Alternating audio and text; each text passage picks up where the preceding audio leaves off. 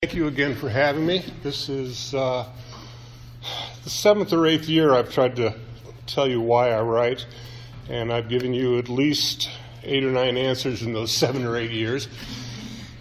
Every one of them is true, but none of them are complete, because there is no one reason why I write. There's no one reason why I started at the age of 4 to write. I don't know if it was because I was already a reader or if I turned into more of a reader because I was interested in writing. Here at the age of 71, I can tell you some things that are not why I write. It's not for money. Anybody who has tended a small garden as a writer, to use Leonard Cohen's phrase, can tell you that there's no money involved. Along with the no fortune, there is a limited amount of fame. And if you're in it for all the accolades, you take them where you find them. It's not that people don't like your work. It's not that people won't applaud you or say nice things. But when you go to a reading, you know maybe 2 people in the audience and everybody else is busy talking to their friends when it's over instead of to you. I write because I've got things to share. I write because something triggers me to say, this is worth passing on to somebody else. I said a few years ago that the nice thing about writing, the magic thing about writing, is that it's a form of time travel, because 10 years from now, when my great-granddaughter is 17, she will open a box that's set aside for her with my books in them. And I'll be in touch with her future self. It's a form of teleportation, because I got a real sweet note from a lady in Australia about 2 weeks ago who said that she just loved a poem that a friend of mine down there had shared with her. I will never meet this lady. I will never see a picture of this lady. I will never talk to her except through the internet. But I've traveled all the way to Australia, and that lady has come all the way back to the southeast coast of Lake Michigan. So I share, for whatever reason.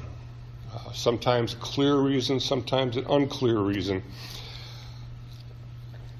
And what I share is sometimes something that I smell, something that I taste. Red gelatin. Everybody knows what strawberry gelatin looks like, I think. It looks like Bordeaux. Jumbled blocks of scarlet gelatin on a candle-brightened plate.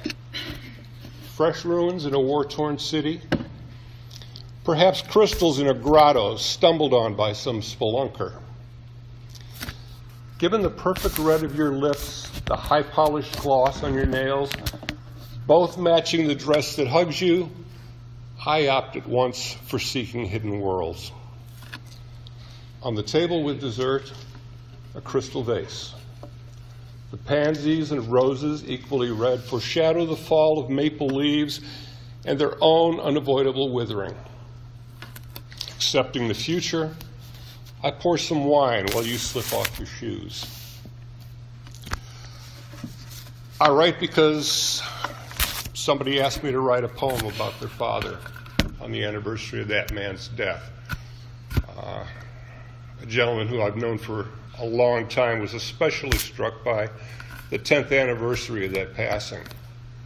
And for some reason he turned to me to give him some sort of comfort in remembering the event.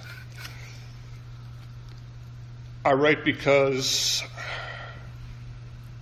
I see a photograph, or I hear a song, a snatch of music, poems about Bolero, poems about Radar Love, a poem about both of them together, an interesting combination.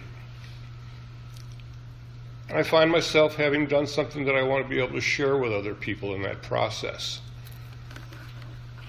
Sometimes I write knowing that I've got something to share, but I don't find out until later just what it is or who it's going to be with. A photograph by Robert Capa, the American photojournalist of 1930s, 1940s, and early 1950s, who was killed in Vietnam a few years before I went there. A picture he took in Italy of two French nurses sitting on the side of a military ambulance. A terrible week here. In so many ways, our infantry, with armor for support, fought building by building towards the center of the city from three sides, forcing most of the enemy out and back to the river. While that's a good thing, oh, so many casualties. So many lives broken or ended, not just combatants, but civilians, from the elderly to their grandbabies. We've dealt with the carnage, pouring all our expertise into lost limbs and gaping chests, but emotionally, I don't think any of us have a snowflake's chance of recovering. During a lull yesterday, Marie and I tried to forget, sitting on the running board of the ambulance with our needles and balls of yarn, two women like any two women, if far from home and loved ones, in a moment of peace. This morning, a sniper got Marie. I'll write again when I can speak past the tears. I didn't know where this poem was going to lead, and I found out where the sharing was. I did a reading up at Evanston a few weeks ago in support of a new chapbook, and a gentleman in the audience was visibly moved by this poem, glistening eyes and all those cliches. And we were talking afterwards, and it turned out that he was from Ukraine. He had fought against the Russians. And last week I found out that he had taken that poem and he had translated it into Russian and shared it with his friends from the resistance in Ukraine. And every one of them said, "Yeah, I understand that." So why do I write? Well, for this year at least, it's to share with people, to reach out and knowingly or unknowingly make contact. Thank you.